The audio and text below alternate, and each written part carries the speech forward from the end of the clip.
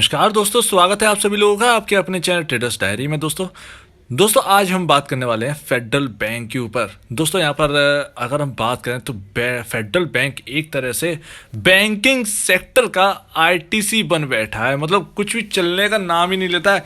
Investor, मैं market में मुझे 5 साल हो चुकी है, ये 6th ईयर चल रहा है मार्केट में, यानी 2021 से। और मैं बता दूं कि मैंने ऐसे 100 रुपए के पार जाते हुए देखा, वापस आते हुए देखा, फिर जाते हुए देखा, फिर वापस आते हुए देखा, फिर कभी देखा ही नहीं 100 रुपए के पार। तो मैं यहाँ पर एक बात तो आपके सामने एक बात तो क्लियर कर देना चाहता हूँ कि यहाँ पर जो सबसे सबसे बड़ा जो रेजिस्टेंस है वो 100 रुपए है।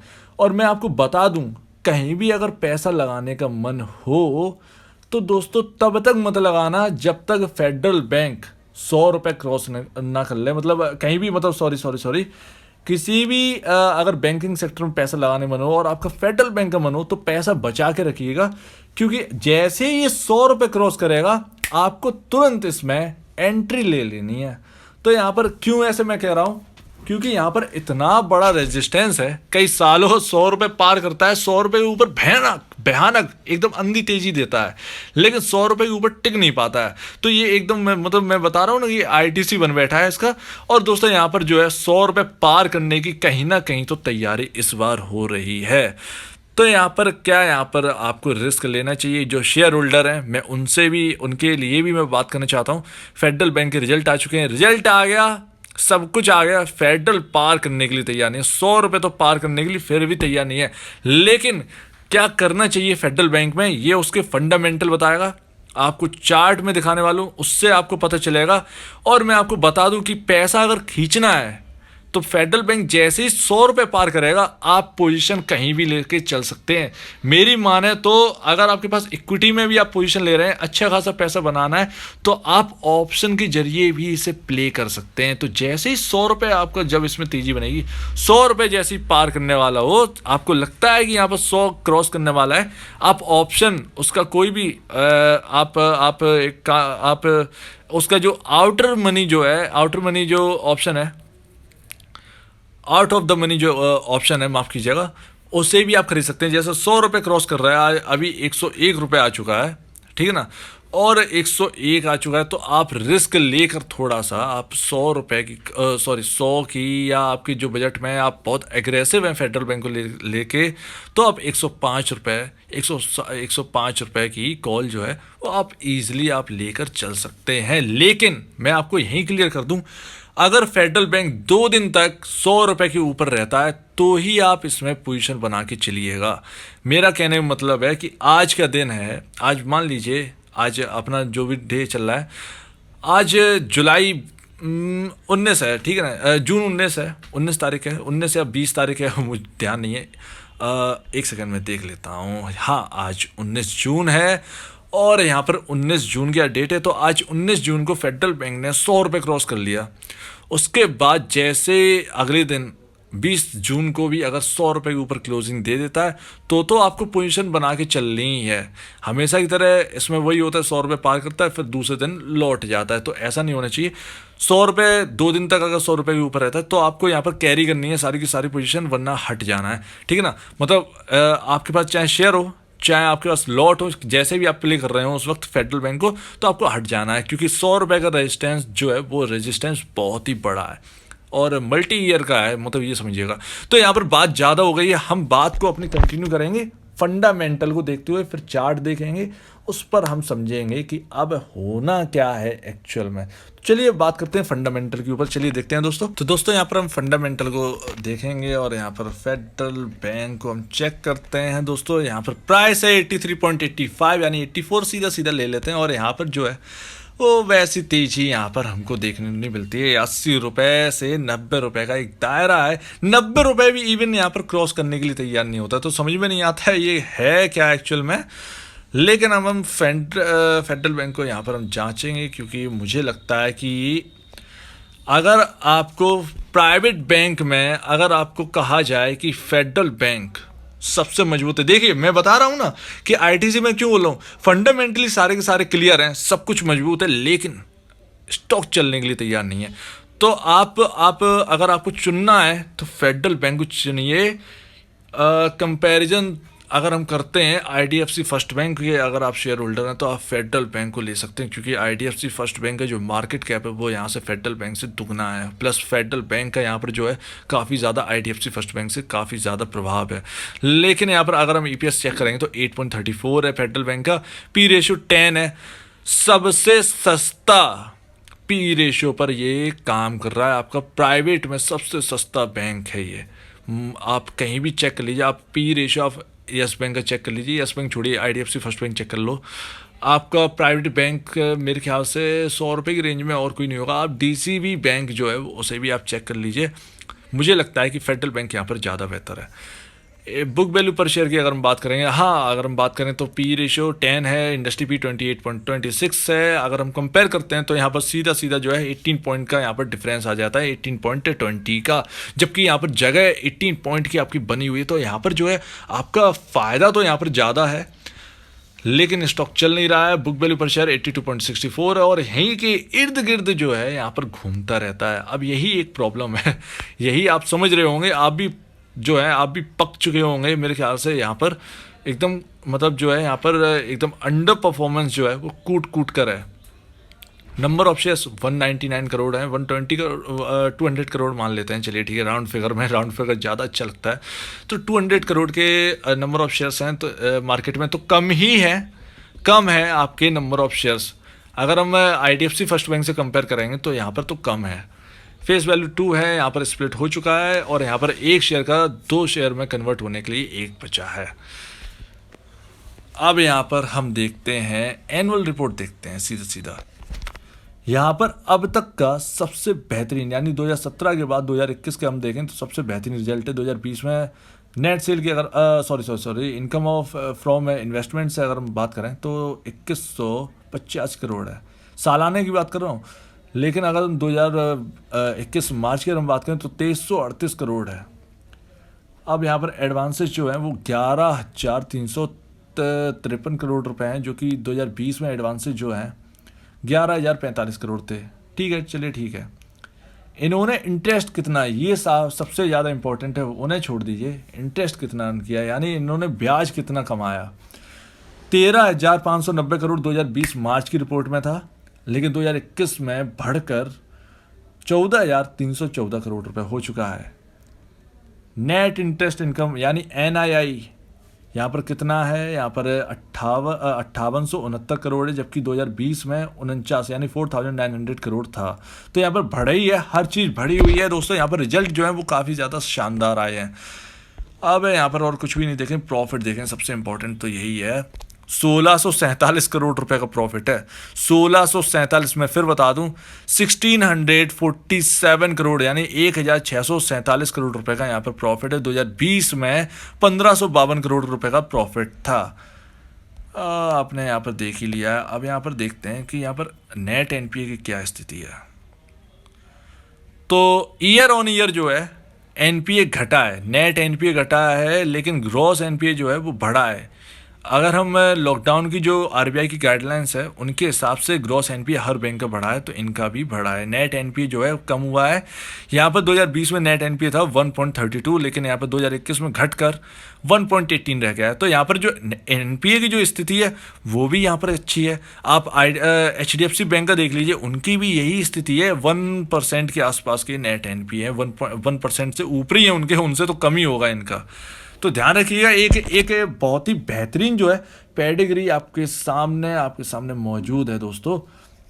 और अब हमने यहाँ पर देख लिया, लेकिन ग्रॉस एनपीए जो है वो बढ़ा है। तो 2.82% ग्रॉस एनपीए था 2020 मार्च में, 2021 मार्च में बढ़कर 3.35 हो गया। तो यहाँ पर जो है यहाँ पर सब कुछ ठीक है दोस्तों। यहाँ पर समझिएगा, उम्मीद है आपको यहाँ पर पूरे रिजल्ट यहाँ पर समझ में आ चुका होगा। हर चीज़ बढ़ी है, नेट एनपीए जो है कम हुआ है, 1% के आसपास एनपीए है। ध्यान रखिएगा, ये हर बैंक में आपको देखने को नहीं मिलता है। बहुत ही शानदार जो है आपके सामने रिजल्ट हैं। शेयर होल्डिंग फाइनेंशियल में देखें, इनके पास असेट्स कितने, 2,04,000, सीधे राउंड फिगर में ले लेते हैं, 2,05,000 करोड़ रुपए के असेट्स हैं इनके पास 2021 मार्च के हिसाब से। 2020 मार्च में अगर हम देखें तो 1,83,353 करोड़ रुपीज़ के जो है असेट थे। तो यहाँ पर असेट्स में भी बढ़ोतरी हुई है, यहाँ पर हर चीज़ में बढ़ोतरी हुई है, लेकिन शेयर प्राइस में बढ़ोतरी नहीं हुई है, यही एक प्रॉब्लम है। प्रमोटर जीरो है, ठीक है। यहाँ पर अगर मैं आपको बताऊं 2021 मार्च के हिसाब से 2020 ये क्वार्टरली है, ठीक है ना। क्वार्टरली में कितनी परसेंट किसने कितना बढ़ाया, FII DIIs ने क्या क्या किया है। तो यहाँ FII ने हिस्सा बढ़ाया 21.69% होल्ड करते थे 2020 दिसंबर के हिसाब से। 4 महीने के अंदर अंदर इन्होंने हिस्सेदारी बढ़ाई है, और 2021 मार्च के हिसाब से अगर देखें तो 24.51% पहुंच गया है। तो यहाँ पर ध्यान रखिए। लेकिन अगर हम ईयर ऑन ईयर देखें 2020 मार्च की, अगर हम देखें 2020 मार्च को अगर कंपेयर करें 2021 मार्च से, तो यहाँ पर हिस्सा जो है FIIs ने जो घटाया है। तो पहले 2020 मार्च के हिसाब से देखें तो 33.31% होल्ड करते थे, लेकिन अब 2021 मार्च में जो है 24.51% होल्ड करते हैं। लेकिन यहाँ पर जो है क्वार्टरली जो है यहाँ पर आपको दिख ही रहा होगा कि यहाँ पर जो कॉन्फिडेंस है FII का बढ़ रहा है। DIIs यहाँ पर 43.29% होल्ड करते हैं, जो कि दिसंबर 2020 की बात करें तो 44.60% होल्ड करते थे। लेकिन अगर हम 2020 मार्च की अगर हम रिपोर्ट देखेंगे, 2021 मार्च की रिपोर्ट को कंपेयर करके देखेंगे इन दोनों को, तो 37.10% 2020 मार्च में होल्ड करते थे, जो कि अब DIIs होल्ड करते हैं 43.29% 2021 मार्च के हिसाब से। तो यहाँ पर DIIs ने जो है वो अच्छा खासा हिस्सा यहाँ पर बढ़ाया है। अगर हम रिटेल की बात करें तो 29.59% होल्ड करते थे 2020 मार्च में, लेकिन 2021 मार्च में रिटेल पहुंच गया है 32.20%। यहाँ पर प्लेज कुछ नहीं है, प्रमोटर के है ही नहीं। यहाँ पर प्रमोटर ऐसा कोई यहाँ पर म्यूचुअल फंड नहीं है जो इस कंपनी को होल्ड ना करता हो। यहाँ पर बहुत लंबी लिस्ट है यार दोस्तों। तो यहाँ पर फ्रैंकलिन टेम्पल्टन जो है यहाँ पर 5.01% यहाँ पर इस कंपनी में होल्ड करते हैं म्यूचुअल फंड वाले। ICICI प्रूडेंशियल म्यूचुअल फंड यहाँ पर 4.84% इस कंपनी में होल्ड करते हैं। LIC यहाँ पर 3.92%। HDFC, बहुत बड़े बड़े नाम है, कितना गिनाऊंगा, यहाँ पर सब लिस्ट है आपके सामने दिख ही रही होगी, तो आपको मज़ा तो आ गया होगा 100%। डॉयश बैंक इस कंपनी में दिखा नहीं रहे हैं, लेकिन 2,92,92,00,000 शेयर इस कंपनी में डॉयश बैंक जो है वो होल्ड करती है। पब्लिक में देखें, अरे झुंझुनवाला जी यहाँ पर हैं 2.4% इस कंपनी में होल्ड करते हैं, और यहाँ पर जो है काफ़ी अच्छा है। तो यहाँ पर सारी बैंक जो है इस बैंक को चला रहे हैं, तो बहुत बड़ी बात है, ध्यान रखिए इस चीज़ को। अब मैं बात करता हूँ आपके सामने सपोर्ट और रेजिस्टेंस की। तो यहाँ पर इस महीने का 24 जून तक का मैं आपको बता दूँ, फिर उसके बाद आप 25 जून की बात में हम देखेंगे, ठीक है ना।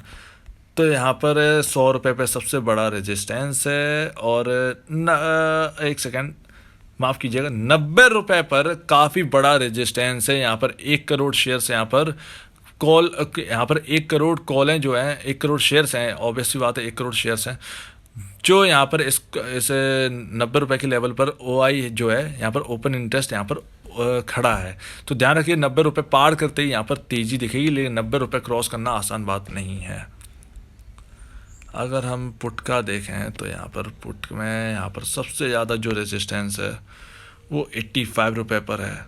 तो ये जो है रेजिस्टेंस जो है सॉरी जो रेजिस्टेंस जो है वो तो आपका 90 रुपये पर है, लेकिन जो सपोर्ट है वो 85 पर है। अब सपोर्ट के नीचे भाई साहब काम कर रहे हैं, यानी 83.85 पर काम कर रहे हैं। तो ध्यान रखिएगा 85 के ऊपर क्रॉस करेगा तभी कुछ मज़ा आने वाला है। तो ध्यान रखिएगा दोस्तों इस चीज़ को। लेकिन अगर हम उम्मीद है आपको यहाँ पर समझ में आ गया होगा। अगर आपको यहाँ पर कुछ समझ में नहीं आ रहा तो आप जो है कमेंट सेक्शन में जो है वो लिख के भेज सकते हैं यहाँ पर। अब हम यहाँ पर देखते हैं इंडिकेटर क्या कह रहे हैं।